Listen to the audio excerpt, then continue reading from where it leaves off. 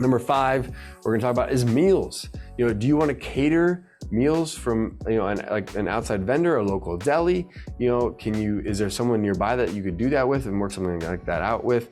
Are you gonna offer a continental breakfast? Are you gonna offer lunch or afternoon snacks? Have you looked at your state regulations to see whether or not they dictate what you have to offer versus what you would like to offer?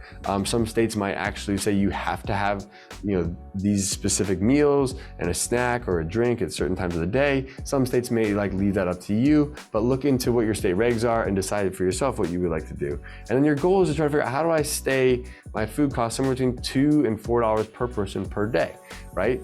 And if you cater, that cost might change significantly. Or if you're a small location, you may not be able to get those types of discounts. So you might have to look into preparing all of that stuff in-house.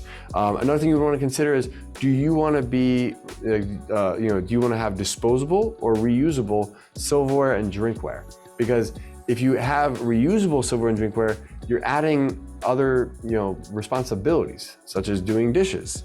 And if you have 20, 30, 40, 50, 60, 80 or 100 dishes to do every day, including forks and silverware and spoons and all that kind of stuff, now you're gonna have to think about, okay, do we need a commercial dishwasher?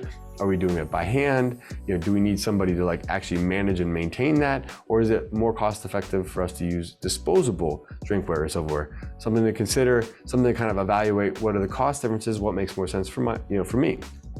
And then, what type of alternative options do you offer? If you're going with a catering company, do they have the flexibility to have alternative options if people don't like a specific type of thing from that catering company? And, can they meet your dietary restrictions of some of your members if they have specific, dietary needs? So those are things that also take into consideration, whether you're preparing it for yourself or bringing it in-house or using a, that catering company, So